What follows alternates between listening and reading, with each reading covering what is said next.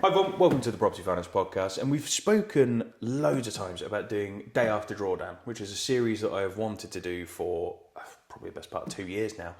We've tried it with 2 sites unsuccessfully, so this is third time lucky. Hopefully we're not bringing the curse to Ed on this one. Let's hope not. But the plan for this series, and we will run it every sort of month, 2 months, depending on how the build is going, is that we're going to touch base with Ed every, let's say, 6 to 8 weeks. Come see the site, see the progress, talk about the challenges and everything that's going on. And today's episode is kind of literally talking about Day After Drawdown, talking about everything that's happened, the process, what's actually going on, trades being booked in, everything else. And then when we move on to the next episode, fingers crossed, we'll see some really good progress on site and sort of talk about kind of what's been going on. So that's the plan. Hi everyone, I'm here with Ed and we're at the Cherry Tree Pub talking about his refurb and development of 3 units, which we'll have a wander around outside shortly. But Ed, talk to us a bit about yourself and kind of how the deal came about and how you found it, sourced it, and then we'll get into the finance. Yeah, so I've been in construction for about 20 years now. Started off as an apprentice carpenter, worked our way through, had a construction company, and now we've kind of formed into a developer contractor. So taking on projects like this, doing the full scheme, and then either selling them, retaining them. That's the kind of thing we do. So just quickly then, talk us through the scheme, because at the minute we're sat inside this wonderful pub, which is going to turn into 1 dwelling, I believe. Talk us through the whole development. So this actually, the owner bought this pub, I think it was 2019, just before COVID. COVID hit, and then obviously there was a bit of a struggle for pubs. People's drinking habits changed. I think they really struggled to get it going. I know they poured a lot of money into it to get it going, but it just never took off. So he ended up deciding to sell it, but he actually got planning permission first to then, I guess, get the uplift from the planning going there, and then sold it to us as a scheme that we're then carrying on to develop out, really. And how many units have you got outside? There's 3 in total. So we've got 3 new builds in the car park, and this is going to be renovated into a 4-bed house. Amazing. Yeah. So in terms of how you came about the deal then, so talk to us about kind of how the deal came onto your desk. So I'm a big believer. I'm a big believer that actually it's all about the off-market deals, but that's the network and the people you know, right? Whereas this one actually did come off the internet, came off the portal, which is quite funny. But so this one was just, I kind of have the old alerts and stuff set. So this one came up, checked it out, looked into it. I'd seen it it had been on the market, and I briefly looked at it probably 6 months beforehand. Yeah. It was on for a lot higher, came back on the market at a reduced rate. And I made an inquiry on it. I think they'd been messed around. Someone had kind of jumped at it, put an offer in there, couldn't get finance together. I think the reality is the further we looked into it, is realising that the numbers just didn't stack at the prices that people were offering on. So got this one through Rightmove pretty much. Okay. And in terms of structuring the deal then, because you've got quite a few investors on this one with you, sitting alongside you. So in terms of structuring the deal, this one's a little bit different to how we would normally finance deals, in that normally it's sort of people put their own equity in and everything else. But for you, you've actually structured this with investors instead. So for those who are listening and who struggle to find investors, how have you found that kind of sourcing investors? Because you've had a few issues, I think, along the way. Yeah, for sure. I think a big thing is always trying to find more money, isn't it? I think that seems to be a big issue of developing. But so we've got, so in this one we've got some of our own money into it, but we've also got, like you say, multiple investors on this. And our investors come through different streams, I guess. We've got some that are people I've known for a long time that had invested early on with us, but then we've also got people that have maybe found us on social media or through our website, people like that. Really, a bit of networking. It's kind of a blend, really. Something I used to do was shy away from networking and putting myself out there, but the reality is actually to raise finance, you have to put yourself out there. Yeah, and would you say that's the biggest thing for you then in terms of raising that finance, is actually getting out there, being involved in sort of networking groups? Yeah, and I think it's letting people know what you're doing, right? Like, it's about displaying what we're doing, our experience, showing that we're a safe bet to invest with, and ultimately people aren't going to know about us if we're not telling people what we're doing. So I'd say putting yourself out there is a huge thing. So as a quick sort of recap then, if you like, can you tell the listeners kind of what you've been involved in previously, what sort of projects you've done before? Because I think that'll give people a good steer for, actually, this is kind of what you need behind you to go and get investment, and if you've got this, getting investors is, I dare say the word easier, but could make it easier for people. Yeah, so I'd say I started off with my apprenticeship, and then what happened was, the original story was me and my brother, which we couldn't get on the property market on our own. So we actually had a little bit of money we put in together as a deposit, and we actually then bought a commercial building and we converted that into 2 flats. And the idea was to do one each And then we ended up looking at thinking we'll make some money on this, and then we sold them, bought a derelict barn, converted that then into a 3-bed property which we sold, and we lived in the pig shed for a year while doing that in Norfolk. Then we flipped into a new build, built a new build. I've built a couple of new builds since then. Yeah. But I've also, my construction company did 25, 30 extensions or new builds, things like that as well. So it kind of comes from that experience of then taking on and then just gradually scaling up to developments like this. And in terms of telling, what you say about the important thing is telling people what you're doing. So in terms of telling people what you're doing, how have you gone about putting that out there? Is it a lot of social media, like you said? Yeah, I think it's stepping more into social media, letting people know we're doing that way. Networking's a big thing as well. I never used to network, but I really do network now and actually try and meet as many people. Just that cliche, isn't it? The whole your network is your net worth, but it is like that, you know. So putting ourselves out that way, pushing the social media more, which we're really digging deep on now to start getting ourselves out there. Yeah. And in terms of this deal then, so coming back to deal, and we'll wander outside shortly, but in terms of this deal then, what are some of the biggest challenges that you've got? Because it's not been an easy one at times. No, it's been a really surprises. Yeah, and it's been quite it feels long-winded, but I feel like we've achieved a lot in that time. It's like 7 months pretty much from offer going in, 7 months later is kind of completion. But we did stagger that, right? We did an exchange.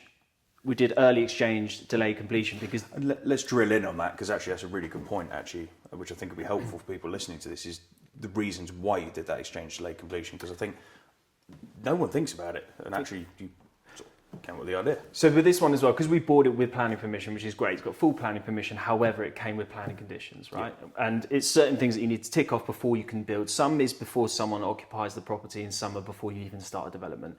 And this had some big ones on it. So we set it up with the exchange so that, as we did the delayed completion, it allowed us to tick off all our planning conditions. Yeah. So that when we completed on the actual purchase, planning conditions were done. So then when we sort of draw down from our finance, we were only paying interest from when we actually started building. Yeah. These things can take 2, 3, 4 months, 5 months, 6 months. As we've seen, yeah. So the risk on that is if we completed and then we went to do our planning conditions, we could be sitting there 5 months paying interest. Well, there's been like some of your archaeological ones. Yeah. I think it's taken you, 2 months to get sorted? This one had an archaeological investigation on it, and that's quite a long-winded process. You have to go through different things in terms of you have to get your brief done, all approved, get the contractor to write up the investigation, plan it all out before you then actually do the dig. And on this one, we had to do, I think it was 3 days of digging. It was like 30 meters worth of trenches, which were like 1.5 meters wide. God. And then on top of that, they're about 1.5 to 1.7 meters deep. They have to find the natural ground, and then you go from there. And then if they find something, then it's stop down. Yeah. And we did. We found a pot, an 800-year-old piece of pot. So from William the Conqueror. There you go, fans. But it didn't stop. It didn't stop anything. We had to then go back and forth and just check out what the council, local authority wanted us to do. They said, to be fair, with what we'd found, there was no point doing anything else with it. They could have put a monitoring clause on it, which would have been having someone stand there, one of the contractors stand there, and just monitoring it as we dug the foundations. If we found something, we would have stopped play. But there was none of that in there. Which is quite handy. And by doing that exchange delay completion, I think it's key to mention that has probably saved you in the region of about 25, 30 grand probably in terms of interest that you've not had to draw down on. So and also just to add to that as well, it's the interest, but it's the fact that, you know, if you're on a 15-month term, for example, and you've just eaten into sales period, exactly that, you're then running the risk of then having to probably borrow to get the sales period done as well, right? So you've probably actually saved yourself double that. It could be up to sort of 50, 60 grand. So I think that's key for anyone who's getting into developments sort of as a first timer. If they're getting into developments and aren't sure kind of how to structure things, that is a great thing to think about, is giving them that time. Yeah, and I have this conversation a lot with other developers. Whenever they're looking at schemes, they might ping them over to me just to check out, and it's always it's great for us. Buying with full planning permission completely de-risks the deal, right? It's great, but it's the planning conditions in there. Sometimes you might have planning conditions that can't be satisfied, so then you end up buying a dead deal. So you need to be really on it and understand what you're going into. And even with this one, we ended up renegotiating a little bit, because as we uncovered the planning conditions, we started to realize there's quite a lot of cost in here. Yeah, and also when it comes to, you know, agents, when they're pricing things out, it doesn't matter what they do, they're never going to be able to understand and price out planning conditions. No. They don't truly understand that. So if you do, that's the way you go in, and then you can negotiate what's a fair price. And that was a big part of your negotiations, wasn't it? Yeah.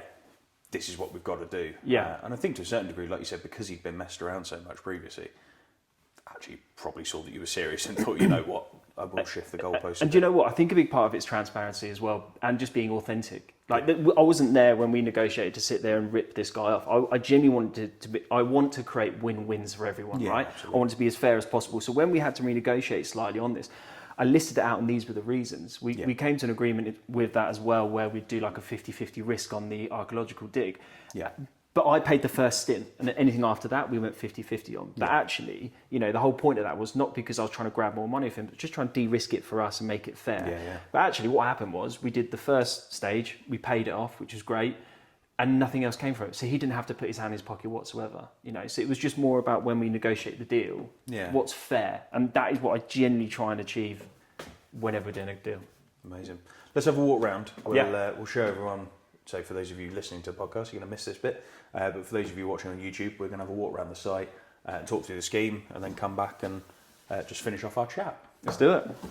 Cool. So we stand out here now. This is where the 3 new builds are going to be built. So they're actually kind of staggered terraces from that point there, here and here. So we'll have the car park, the area parking around the front there, and then around the back we'll have the gardens.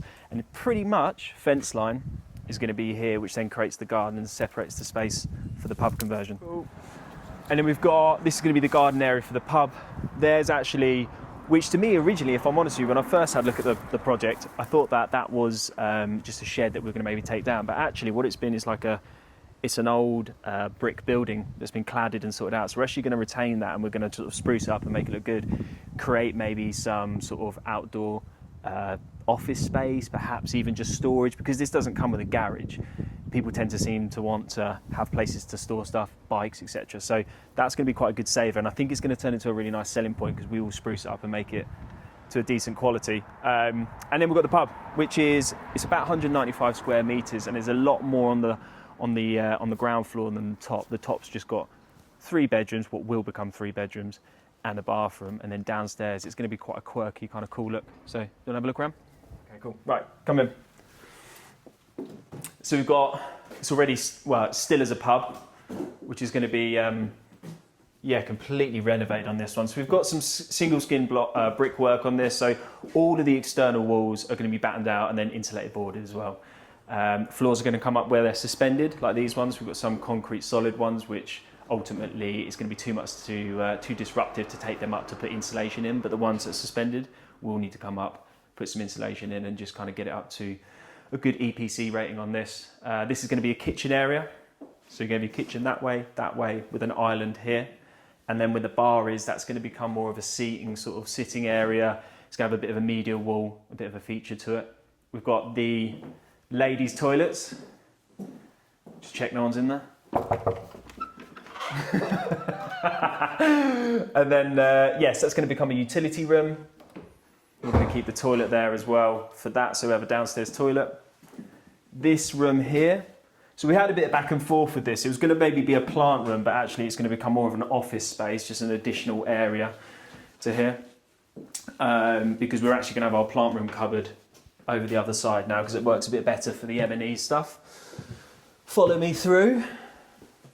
We've got, as you can see as well on the ceilings and that, we had asbestos removed last week, so we had all the reports done. So we had 3 small areas of asbestos, that was it. And that's just the pub ghost. So they've all been removed.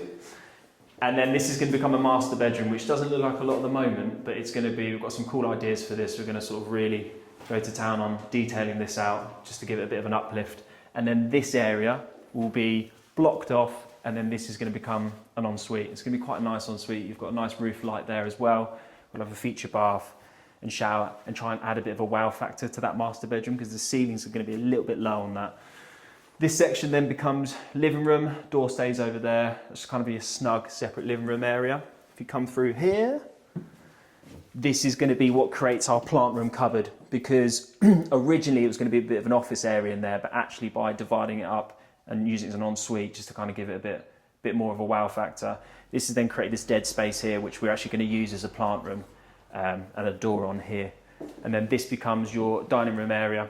So again, with a nice big roof light, which is going to get all cleaned up, and then you have parking just out the front there. So it's going to be a really quirky build, but I think it's going to be really cool when it's done, definitely. So we've just had one on our site, so we're going to talk now about some more of the issues that have come up during the process. And one of the big ones that I think has taken both of us by surprise is a lot of the recent AML changes and how hot lenders and solicitors are getting on it. And I was wondering where you were going to go with that then. Yeah, so the AML's intensive at times, for sure. People don't think about it with investors, do they? No, and I don't think enough people talk about it. And I think it's the whole process the reality is, because we had... It comes down to a couple of things as well. It's all like anything in business, isn't it? It's managing people's expectations. Absolutely, and when things fall down, it's because the communication is broken down. And I think we actually lost an investor because of the AML process. And I look at that and think, well, where was I with that? Did I manage their expectations enough? And I think probably that's a learning curve for me as well, is that you can't always assume everybody knows what the AML process is. And I think with this one, they can hand money over, and it's in serious depth, like serious depth. And I think that I don't feel like, from the stuff I've seen or listened to, I don't feel like people talk enough about it. And I think it's the tracking, isn't it, as well? That's a bit that's gotten really intensive. It's all well and good showing 3 months worth of bank statements that show where 50 grand came from. Yeah. But actually, it's then every single statement that you have to get off the back of that to go, well, where is that 50 grand accumulated from? And it seems as well, because we're doing, like, our solicitor has to do their own checks for the AML. Yeah. If you've got investors involved, the lender will probably do it as well. Yeah. So you're getting 2 lots of AML getting done there, depending on which lender you're with. Yeah. But so you could be getting 2 different questions as well. You think you've ticked everything off and say, this is the standard questions, but then the lender or the solicitor could come with different ones. So you're answering 2 different lots of AML, and people don't always realise that. So when you think you've settled one, the next one could still be going for another month or so. Yeah. And it's about managing that expectation. But it's just little things like, not everybody is willing to give their bank statements over. And if there is a random £6,000 transaction in there, they're going to follow the money. They're going to want to know where's that come from. And rightly so, right? They're trying to... And investors aren't necessarily going to want to then go, well, that 6 grand's come from 3 other accounts. Well, here are the statements. It's not just providing that. And that is exactly it, right? They'll follow that money. If it comes from another one, they'll just keep following it until you can actually, justify where the money's come from. Which I understand, but not everyone's willing to do that. People are very private with the finances. I completely get that. But again, it's managing that expectation. It kind of gets to the point of us where it's like we have to kind of debrief people a little bit and just say, this is what's going to happen. It's going to be a little bit intrusive at times, but once we get past this phase, you can sit back and it's going to be a very passive investment because we will run with everything else, but we have to tick it off, right? Yeah, and I suppose that's the thing, is it's hard enough finding investors to then have to say to that investor, you've got to do this, and I think that's what you're saying about the communication is key, because I think for a lot of them, as long as they're debriefed, as long as they're told what's happening, as long as they understand why they've got to do it, they're normally okay. Okay. You kind of you get some people that are very anti-system and they don't want to do it. Yeah. So that's hard to navigate. But then you get some people the lenders are going to track what they've been up to. Yeah, exactly that. And I think that depending on what it is, there's some people as well that might have been we've had it before where someone's been messed around by other developers, and actually they can see that we're trying to do the proper process here. Yeah. We're doing everything correctly and so above board. So they're more of a reassurance. They sit there and go, oh, we're so glad you're actually going the full hog and actually getting things done properly. So it kind of works both ways. So one of the other big things then as well, and we've spoken about it loads on the podcast, and you and I speak about it all the time, is the importance of getting a good team around you. Because I think one of the things that you found during this process is few of the professionals that you've either inherited or taken on have been interesting. So without throwing anyone under the bus, I think it'd be good to talk about why it's so important for you, especially at the moment, to get that team in place. Yeah, I think... Yeah, how can I answer that diplomatically? It's... I think inheriting people as well is quite difficult at times. To be fair, on this one, it's not been too bad. So you inherited the architect. So architects, for example, if you get someone that's already done the planning, there's a good chance that a really important thing to know about is that you'll probably have to pay for a design license, right? Technically, that architect has copyright, so you have to pay for that. Or a nice tip is to actually negotiate that into the deal. Yeah. Do that as a condition on there. So You're going to need a design license for that, just to keep everything above And board. it's amazing how often that's so over the last year, and I remember it was the site over in Holbeach where that came up for the first time ever in 7.5 years. The first time copyright ever came up, and ever since then it's come up on pretty much every single deal. Yeah. And it's quite funny how it comes up, and how many people don't think about it. And I mean, I've spoken about it on the podcast, God knows how many times. It's amazing how many people don't think about the fact that they've got to get the copyright for those drawings. Yeah, and the other thing is letters of reliance. Yeah, I was just about to touch on that. So yeah, you got your letter of reliance as well. So it's also a bit of an inconvenience for your power team. If you've got a decent team around you, it's like, going to them and saying, right, can I get this design license now? Because if you inherit someone, then you have to have a design license off them. You might not know them very well, but then you've got your own team of architects or engineers. They have to then sign off on either design licenses or letter of reliance. Now, that is a bit of a ball ache for them as well, right? You've got to keep going back and saying, can you sign this over, sign? And that's ultimately, if anything happens, we default or I die, the lender can step in, right, and basically run with those rights. It's the same as, and also known as collateral warranties, and I think the thing for the professionals is, like you said with the investors earlier, you're approaching them with all of this stuff, and it's almost they come back and go, well, why? Why am I doing that for you? Yeah. There's no benefit for me. Yeah.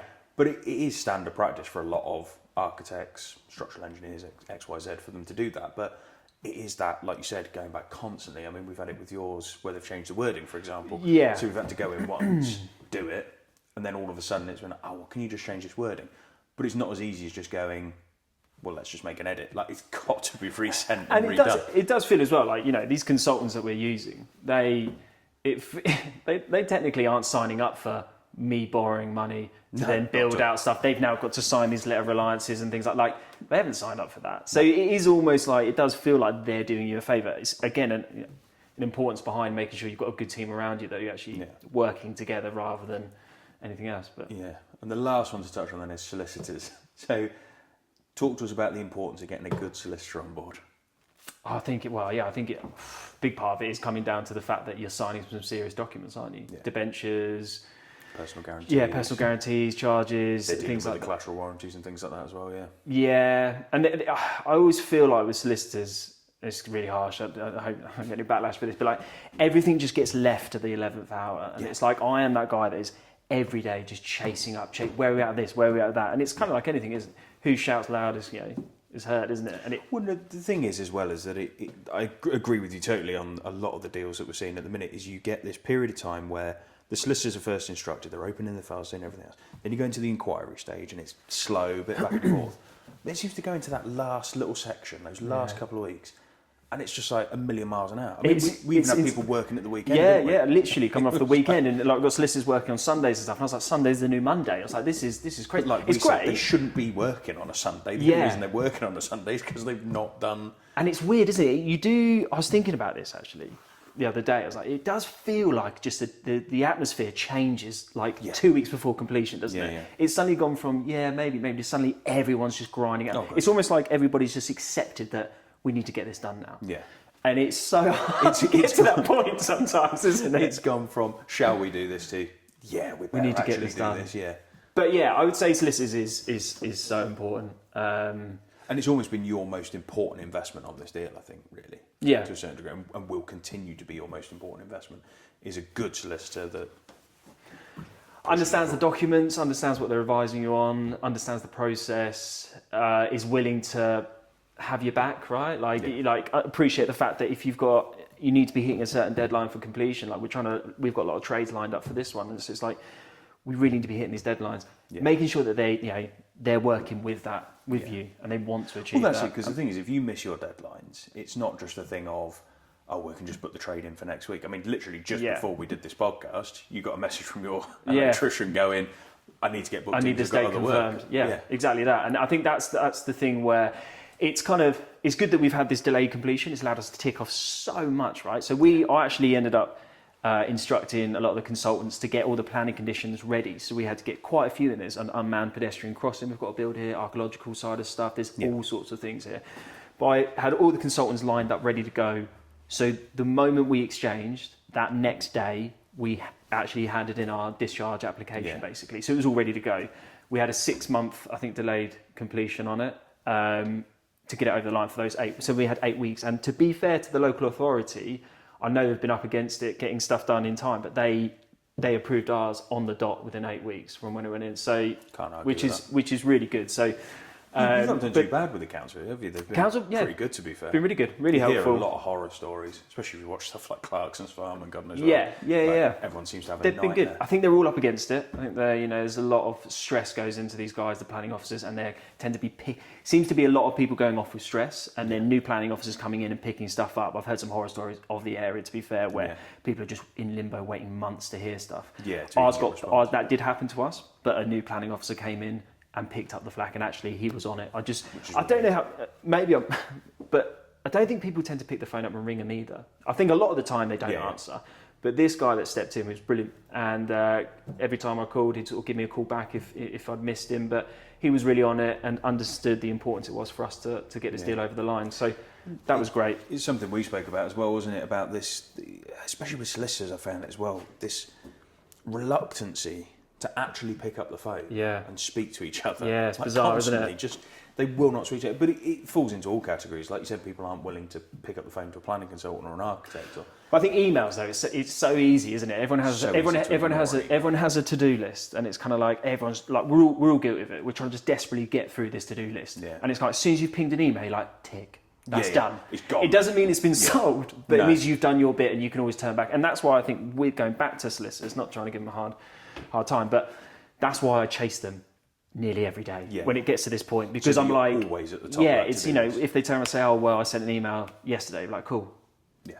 Chase it up today then. If we haven't heard a day later, then where are we at with it? Yeah. But going back to the, lining trades and things like that. So the beauty of having the delayed completion as well allowed us then in those 8 to 10 weeks to get other things finalised, get our structural engineering drawings done, then all our detailed drawings got done as well. So we're at a point now where the moment we complete, we start the next day, like we're ready to go. Literally, you are. Literally, there is, and that's the biggest thing for me is that there are large sums of money we borrow to do these deals, which I don't mind as long as we're cracking on with it. I don't want dead time.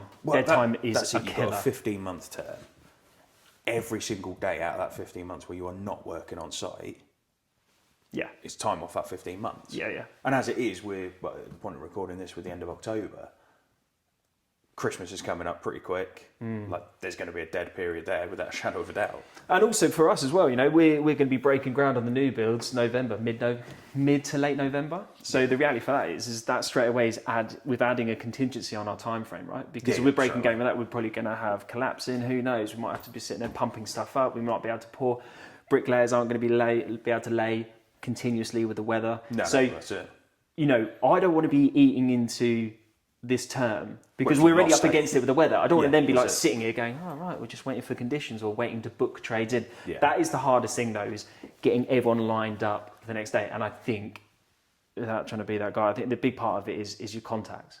You've got to have people that you work with and that are willing to kind of book you in and work around you, right? If you're new and no one knows you, you are going to be probably to the back of the queue already in 4 months for you. Because they're going to have preferential clients who they're going to go work with instead. For sure. 2 questions left. Oh, go for it. Number 1, what is your biggest lesson that you would give anyone who's watching this at the moment?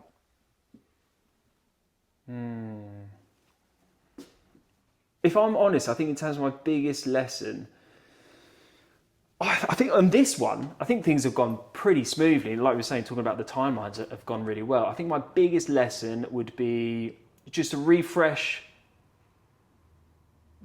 myself on managing people's expectations when it comes to AML. I really do think that the fact we lost an investor halfway through the deal was not ideal, and it was pretty stressful. And you were quite lucky that there was someone ready to step in. Yeah. Luckily, we filled that gap quite quickly, but it was a pretty stressful time for me to try and resolve that. But that, to your credit, you've spoken about contingency of time. You've got a contingency on your build costs. You've got contingencies everywhere. Yeah. The fact that you had another investor lined up, again, contingency. Yeah, I think it just proves your ability to put contingencies in place. Yeah, and I suppose whenever I've worked with mentors and people like that, it's, a big thing is always, if you're raising finance, when it comes to investors, not necessarily commercial finance, when it comes to investors, always raise more than you need. Yeah, because people will pull out, or people say they will do it and then they pull out last minute. And everyone's circumstances change, and I get that. So I think the big lesson would be always raise more than you need, but then also really make sure you understand the AML process, because it's been tricky before when we've done it, but it seems to be getting even tighter and harder and harder. And like I say, if you haven't raised enough or more than you need, and then an investor drops out, then you're in big trouble. And then the last question is obviously we're going to touch base fairly regularly, but what is your plan moving forward in terms of, you've obviously got this development secured now. Yeah. What's next? So so it's just going to be lining up the next one. So it's going back to that role model that model that I love, and I know we've spoken about before, is, we ideally want to be having one going through the legals or the planning system, one going through construction, and the next one in sales, right? It's kind of that 3 project cycle. That's it, and we've spoken about that. Yeah, it's quite a comfortable place to be. It's quite a nice place to manage. Be lining up the next deals. I've had a couple of meetings, or got another meeting come up for an option agreement. They tend to be a lot further delayed, so that's not going to be for the next one. But looking at a project actually tomorrow. So amazing. Brilliant. Ed, it's been a pleasure. Mate, thank you very much. It's been great to see you. Come back and see us, yeah?